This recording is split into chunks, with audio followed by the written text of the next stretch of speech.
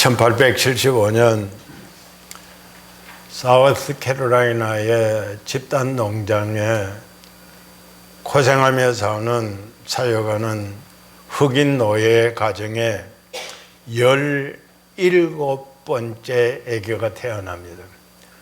따라 이어서 그 부모가 이름을 짓기를 메리라고 지었습니다. 메리 베튼. 이 메리는 구김없이 잘 성장을 했으나 그 당시에 흑인들이 다닐 수 있는 학교가 없었습니다. 모두 백인들을 위한 학교뿐이고 흑인이 공부할 수 있는 학교가 없기 때문에 이 메리는 11살이 될 때까지 학교의 문턱을 밟아보지를 못했는데 마침 미션스쿨이 생겨서 11살에 초등학교에 입학합니다. 열심히 공부를 합니다. 근데 어느 날 채플 시간에 교장 선생님이 먼지를 한 움큼 쥐고 와서 설교하면서 이런 이야기를 합니다. 계자씨라고 하는 것은 이 먼지처럼 작은 씨지만 그러나 이것이 자라면은 큰 나무가 되어져서 공중에 나는 새들이 깃들이고 땅 위에 땀에 젖은 사람들이 휴식을 취할 수 있는 그늘이 된다고 설교를 합니다. 그러면서 이 한 줌 쥐고 있던 먼지를 홀 날려 보냅니다. 그때 어린 메리의 마음속에는 그렇다. 내가 저 계자씨가 되어져서 지금 고생하는 우리 가족들과 내 자신이 하나님 앞에 영광 돌리는 믿음의 사람이 될 뿐 아니라 이 고생의 세계에서 벗어나야 되겠다. 뿐만 아니라 우리 모든 흑인 노예들의 가정이 하나님 앞에 영광 돌리는 하나님을 기쁘시게 하는 그런 가정들로 변해야 되겠다 하고 열심히 공부를 해서 그가 시카고에 있는 대학에 진학을 합니다. 그리고 또 그곳에서 졸업을 한 다음에 다시 고향 가까이로 돌아오는데 플로리다 데이토나에 돌아와서 그곳에서 학교를 세웁니다. 흑인 아이들이 마음 놓고 공부할 수 있는 그런 학교를 세웠는데 이 학교가 점점 발전해서 대학이 됩니다. 그래서 이 대학 이름을 이 베튼 쿡 칼리지라고. 아무튼 이 마음의 소원이 배고프고 헐벗고 어려웠던 그런 문제에서 벗어나려고 합니다. 그래서 그 대학에서는 아이들에게 공부만 가르치는 게 아니라 기술을 가르치고 사회에 나가서 분명히 뭐 한 일을 할 수 있는 자립을 할 수 있는 그러한 교육을 철저하게 시켰습니다. 그리고 이 메리 베튼이 초대 학장이 되어졌는데 그때에 이 학교를 설립할 때 자기 주머니에는 단돈 1달러 50센트밖에 없었답니다. 이것을 쥐고서 이 1달러 50센트, 이 1불 50전이 계좌시다. 이 1불 50전이 계좌시가 되어서 분명히 이 학교가 큰 학교가 되고 이렇게 고생하고 사는 우리 모든 흑인들이 제대로 교육을 받고 하나님 앞에 영광 돌리는 믿음의 사람이 되어져서 세상에 나가야 되겠다고 그는 희망을 가지고 믿음을 가지고 내일을 바라보면서 교육을 했답니다. 오늘 우리 성경은 사도 바울이 자기가 지금 당면하고 있는 어려운 과정 속에서 하나님 앞에서 어떻게 살아야만이 할 것인가 하는 심각한 문제를 고민하면서 결론적으로는 자기로 말미암아 많은 사람들이 하나님 앞에 영광 돌리는 역사가 일어나는, 여기 23절과 24절에 우리를 박해하던 자가 전에 멸하던 그 믿음을 지금 전한다음을 듣고 나로 말미암아 하나님께 영광을 돌리라. 나로 말미암아 하나님께 영광을 돌리라. 분명한 사실은 다른 사도들은 다 예수님에게 직접 3년 동안 따라다니면서 교육을 받고 말씀을 받고 이적 기사를 보았지만은 사도 바울은 그런 경험이 없습니다. 그렇기 때문에 많은 사도들과 사람들은 너가 무슨 사도냐, 예수님에게 교육받은 일이 있느냐, 예수님을 만난 일이 있느냐 하고 비난을 합니다. 그러나 사도는 이 바울은 분명히 말합니다. 내가 가지고 있는 복음은 사람에게서 난 것이 아니다. 사람으로 말미암은 것 아니다. 사람에게서 배운 것도 아니다. 오직 예수 그리스도께서 내게 직접 주신 계시로 말미암은 것이라고 그는 강력하게 1절과 2절에서 지금 주장을 하고 있습니다. 이를 가르쳐서 우리들은 바울이 가졌던 계시신앙의 위대성을 여기에서 발견하게 됩니다. 그리고 그는 모든 영광을 하나님에게 돌리는 것이 그의 삶의 목표였던 것입니다. 우리가 성경을 읽으면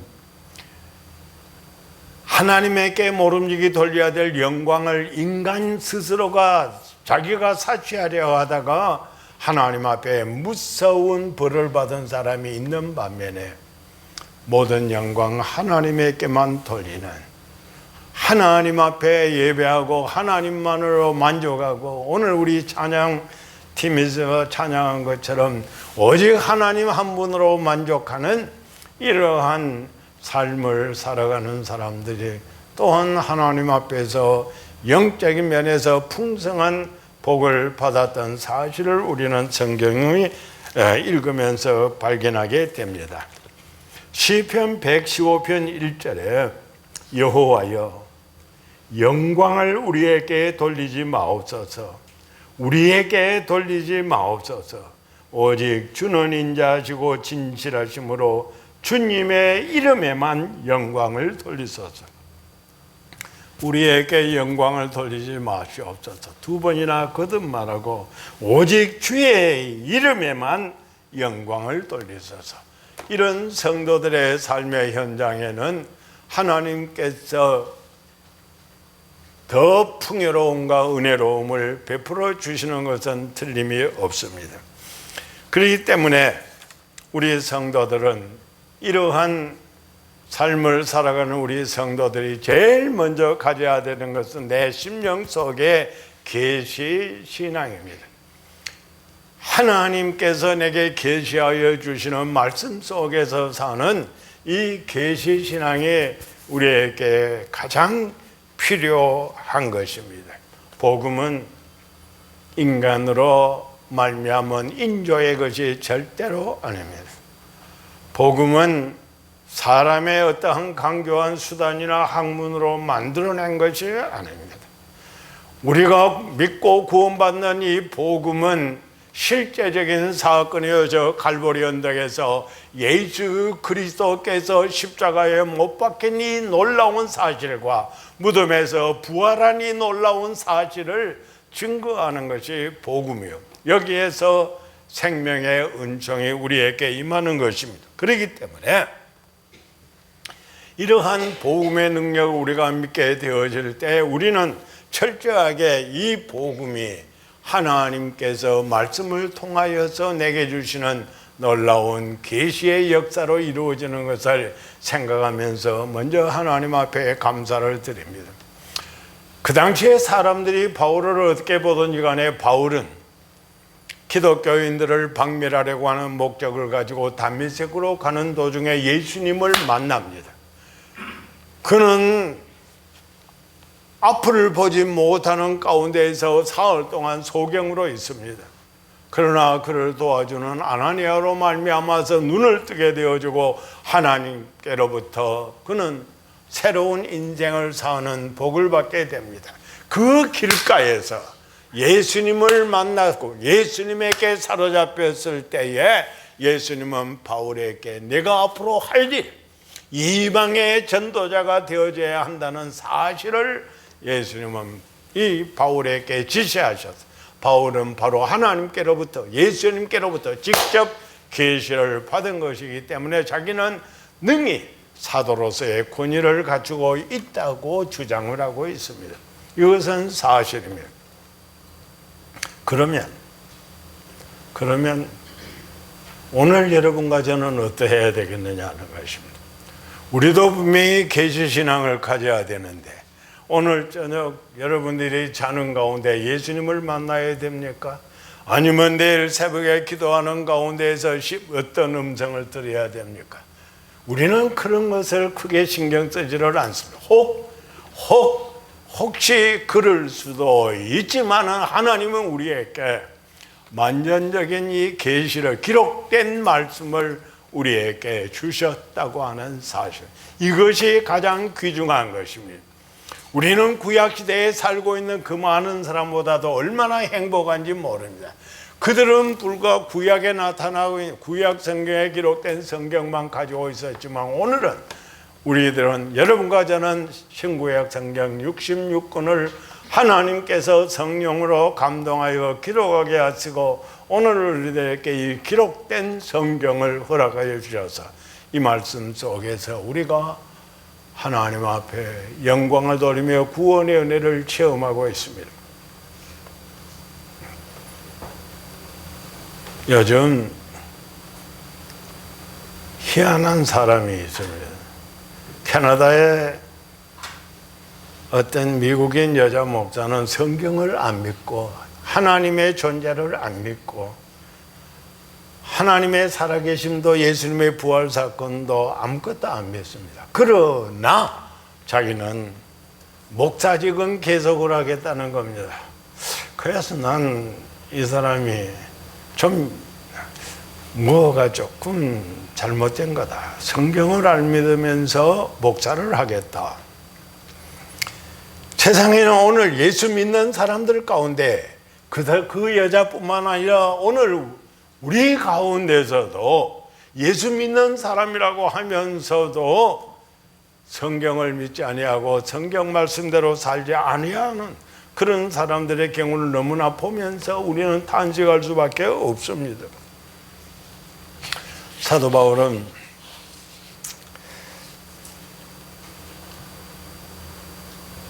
셋째 하늘에 올라가는 경험을 한 일이 있습니다.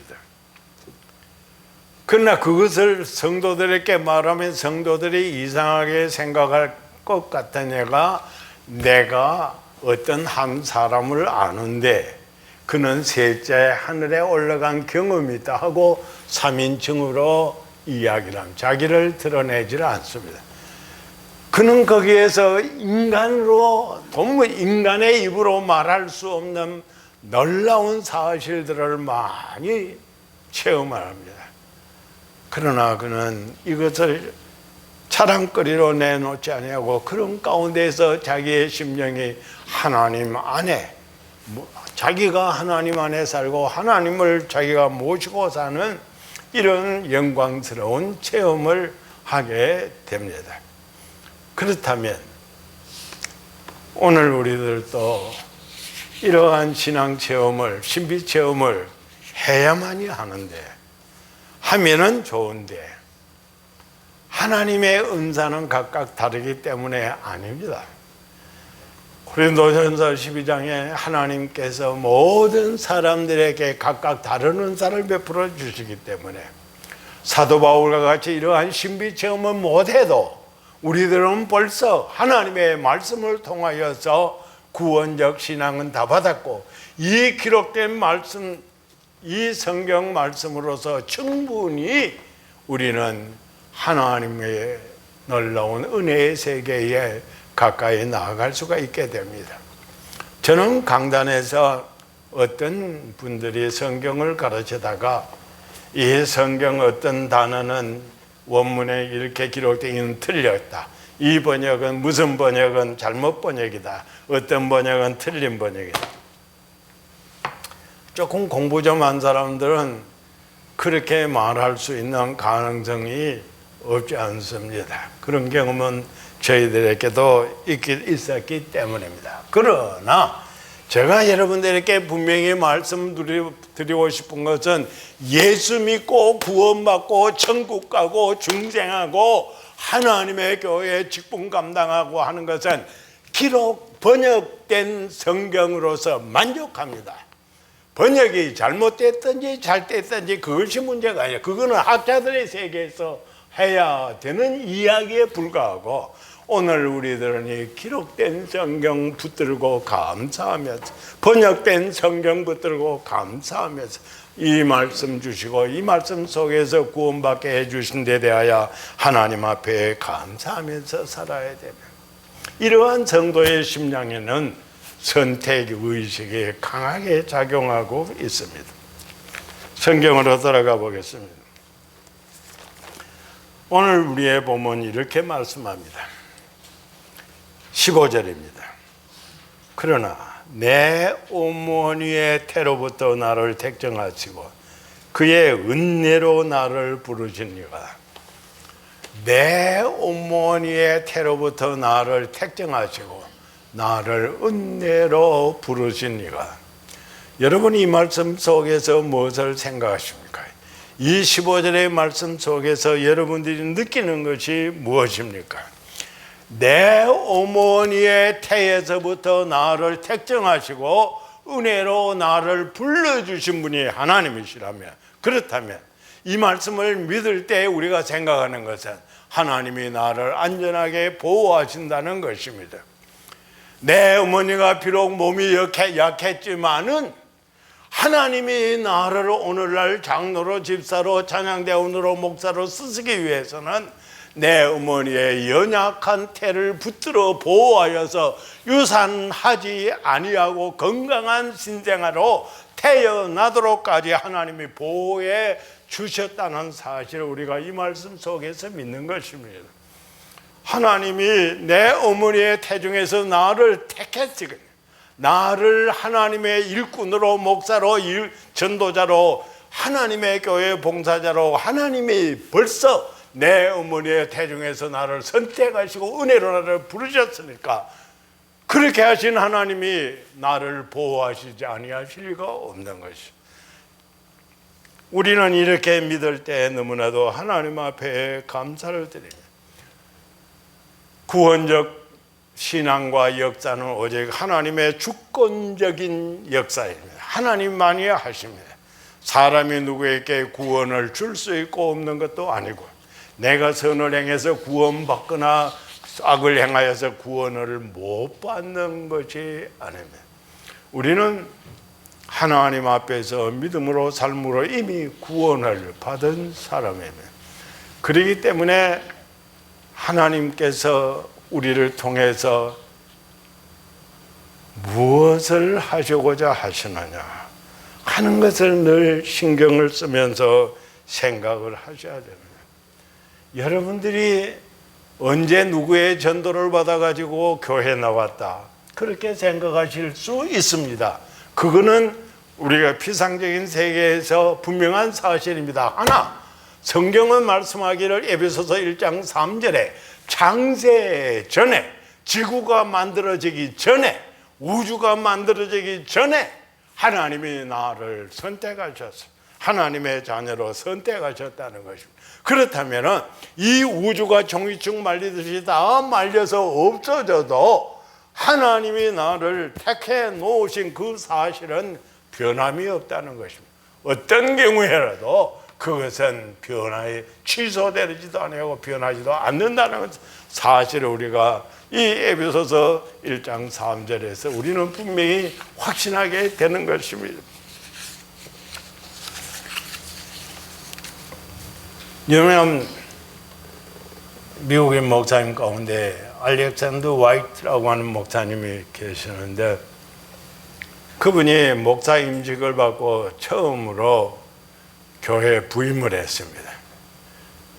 그 교회에 부임하니까 직원들이 많은 중에 가습이라고 하는 이름을 가지고 있는 남자 집사님 한 분이 계셨는데, 교회 아주 봉사를 열심히 하고 충성을 할 뿐만 아니라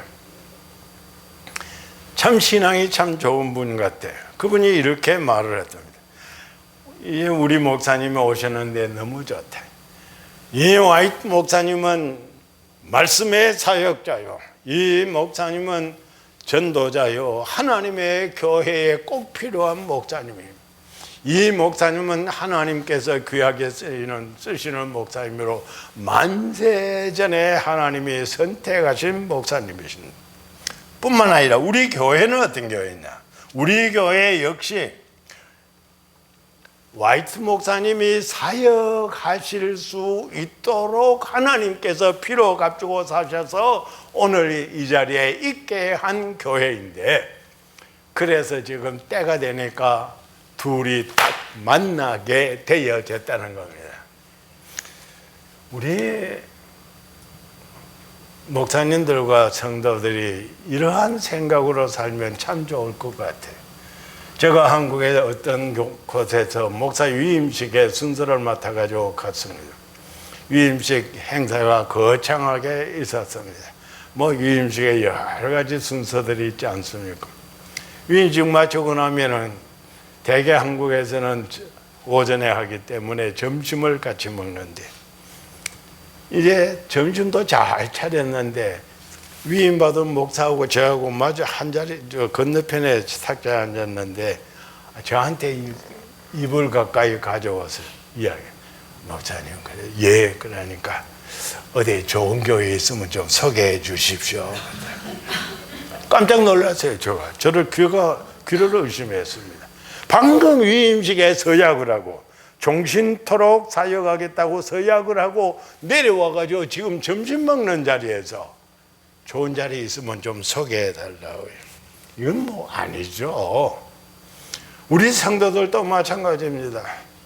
목사님께서 양육을 받는 우리 성도들이 특별한 허물이 없는데도 불구하고 목사를 내보내려는 공작을 한다면 이것도 또한 안 되죠.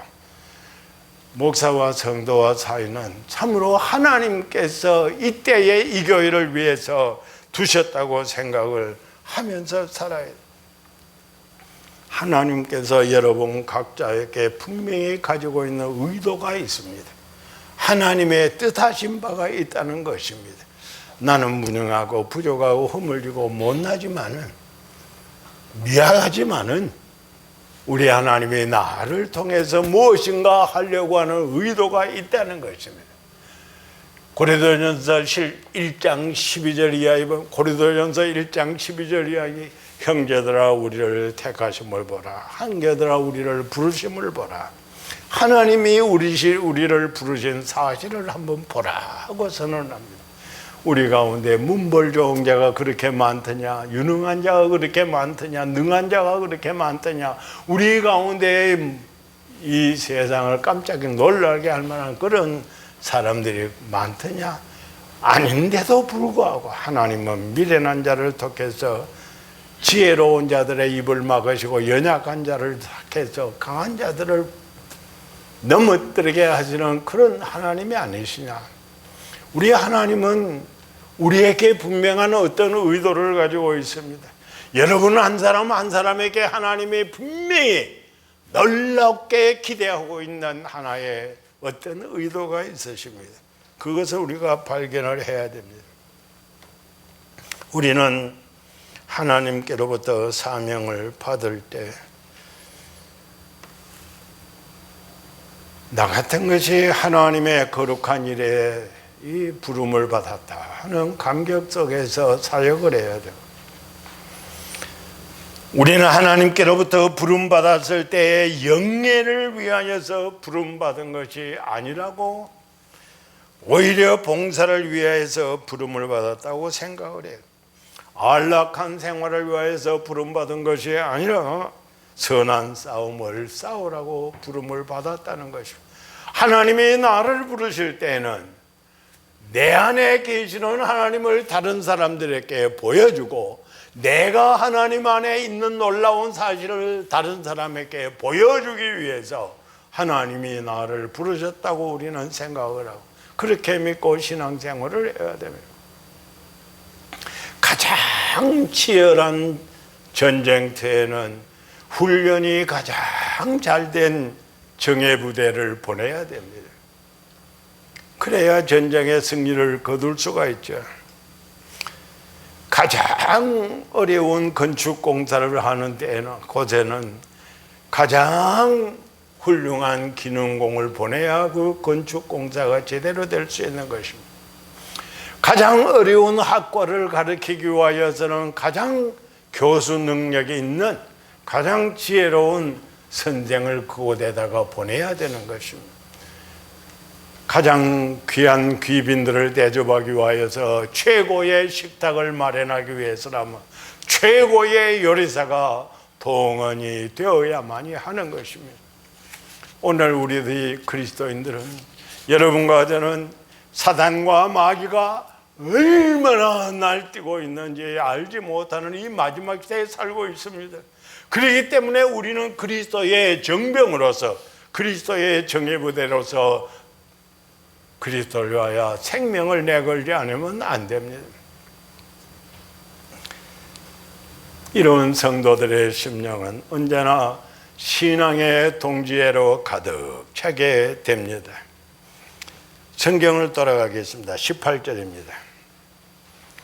그 후 3년 만에 내가 게바를 방문하려고 예루살렘으로 가서 그와 함께 15일을 머무는 동안에, 이 바울은 게바를 방문하기 위해서 최초로 아라비아 3년 훈련을 마친 다음에 제일 먼저 발걸음을 합니다. 게바는 베드로의 이름의 아람식 이름입니다. 베드로를 방문하려 합니다. 베드로는 자기와 비교가 잘 되질 않습니다. 자기는 유명한 고등학문을 배운 학식 있는 사람인 반면에 베드로는 아닙니다. 그렇지를 못합니다. 자기는 유명한 가문의 문벌 좋은 가문의 출신이지만 베드로는 아닙니다. 베드로는 한낱 어부입니다. 바다에서 고깃비늘을 만지고 사는 어부입니다. 자기는 지금 혈기 왕성한 청년이지만 베드로는 지금 이제 중년을 넘어서고 노년을 향하여서 달려가는 그런 힘없는 사람입니다. 그런데 이 바울은 베드로를 찾아갑니다.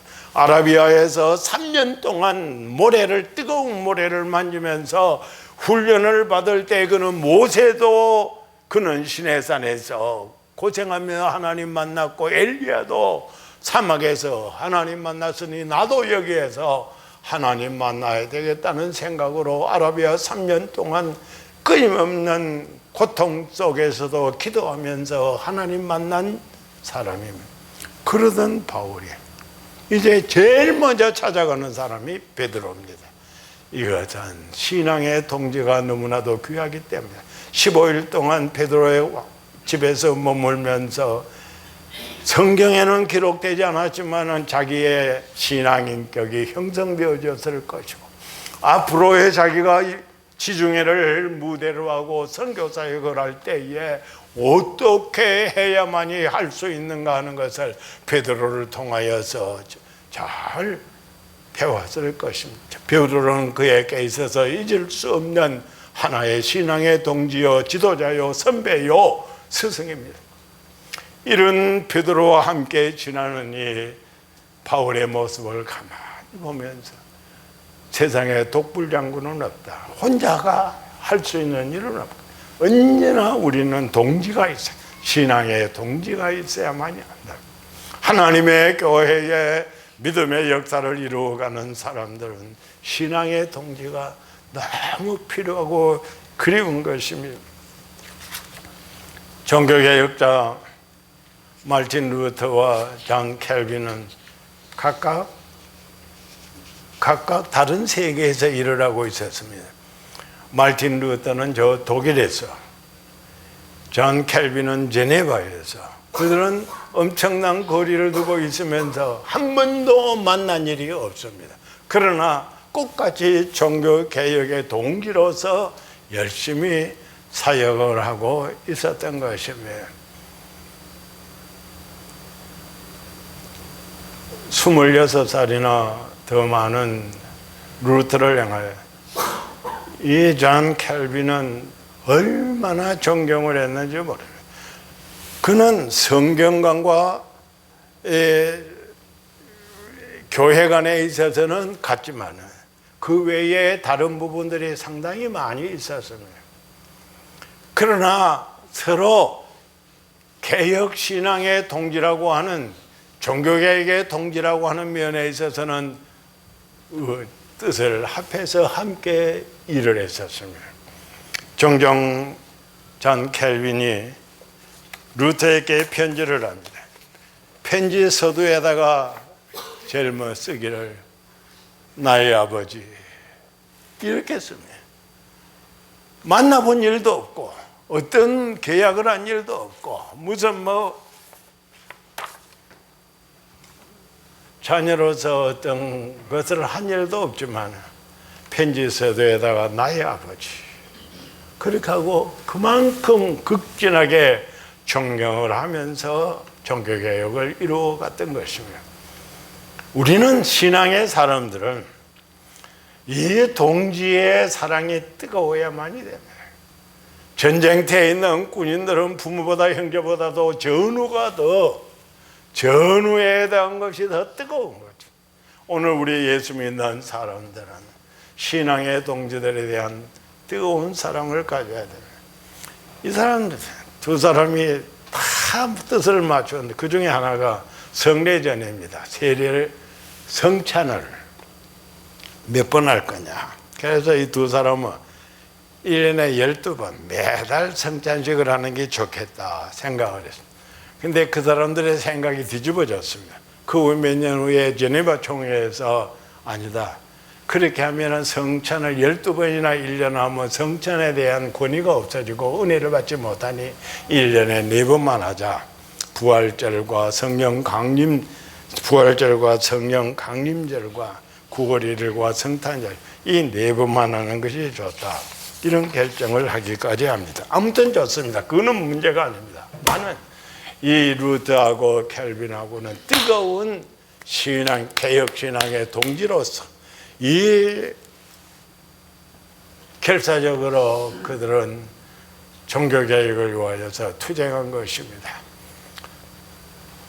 미국 사람들은 웜스라고 하고 독일 사람들은 모른스라고 하는 곳이 그 독일의 한 도시가 있으면 조그마한 도시인데 그 도시에 저는 일부러 찾아갔습니다. 그 도시에 갔더니 어느 곳에 이 대리석 판에다가 땅에 묻어 있는데 대리석 판이 땅에 묻어 있는데 거기에 글을 써놨습니다. 말틴 루터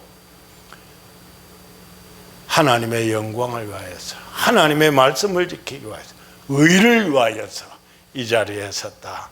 재판을 받기 위하여서 그 자리에 섰습니다.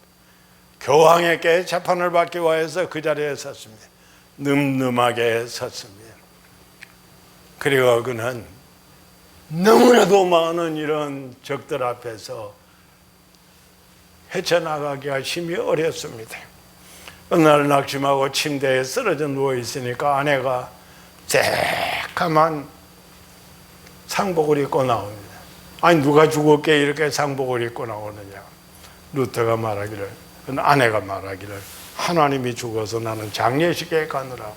그러니까 루터가 벌떡 일어나가지고 바로 그러면서 망령되게 하나님이 어떻게 죽는단 말이냐.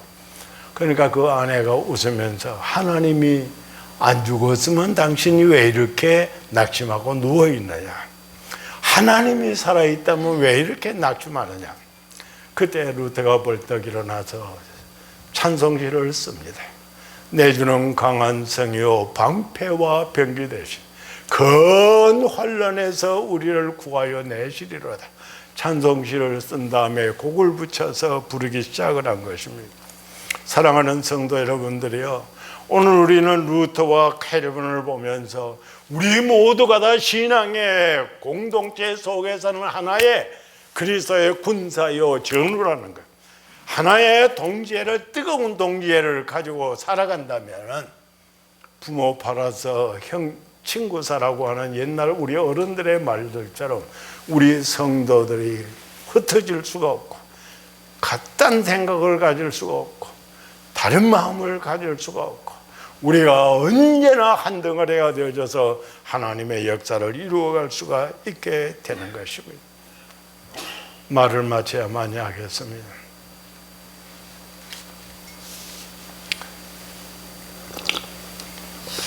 천사 가브리엘이 하나님의 보내심을 받아서 갈릴리의 나사렛이라는 동리에 있는 마리아를 찾아옵니다. 와서 인사를 합니다.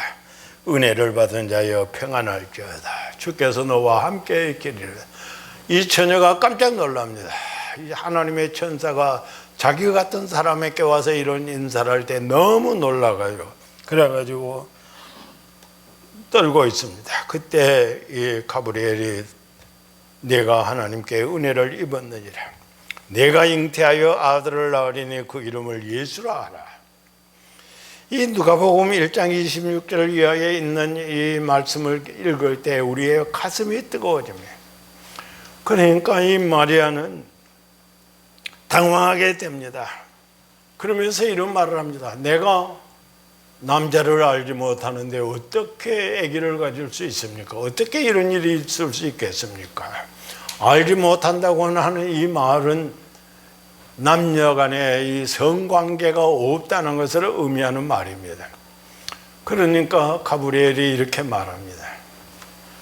하나님의 은혜 입은 너는 성령이 내게 임하시고 지극히 높으신 이의 능력이 너를 덮으시리니 이러므로 나실 바 거룩한 이는 하나님의 아들이라.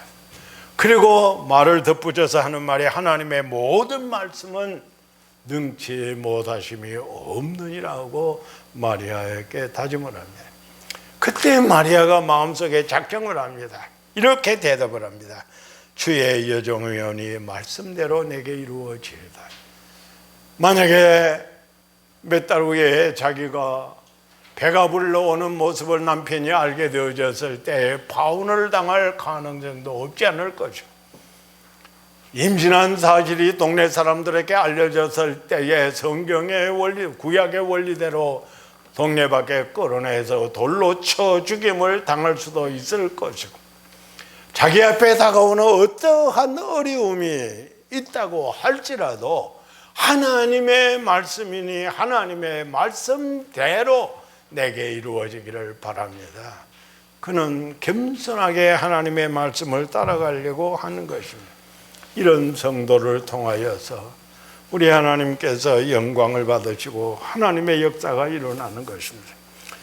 성경 본문으로 돌아갑니다. 다만 우리를 박해하던 자가 전에 멸하려던 그 믿음을 지금 전한다함을 듣고 나로 말미암아 하나님께 영광을 돌리니라. 나로 말미암아 하나님께 영광을 돌리라. 사랑하는 우리 은혜교회 성도여, 여러분 한 사람 한 사람으로 말미암아 다른 사람들이 하나님을 발견하고 예수님을 발견하고 하나님께 영광을 돌릴 수 있는 역사가 일어나기를 바랍니다. 우리가 세상 사람들 앞에 나타날 때 죄로 말미암아 주안꼴을 가지고 나타난다면 교회는 성장할 수도 없고 교회는 이 땅에 존재하기가 어렵게 됩니다만은 여러분 한 사람 한 사람으로 말미암아 이웃 사람들이 하나님께 영광을 돌리고 친척들이 하나님께 영광을 돌리고 친구들이 여러분들의 신앙 행위로 봄으로 말미암아 하나님께 영광을 돌린다면 내일의 교회의 모습은 분명히 달라지게 될 것입니다. 하나님께서 여러분들을 강력하게 붙들어서 하나님 앞에 가장 귀하게 쓰임을 받고 여러분의 세상에 나시던 하나님의 의도, 여러분의 이때에 이 교회에 두신 하나님의 그 의도하신 바를 이해하고 하나님의 뜻에 순응하는 복되고 거룩한 우리 성도들이 다 되시기를 축복합니다. 기도하겠습니다.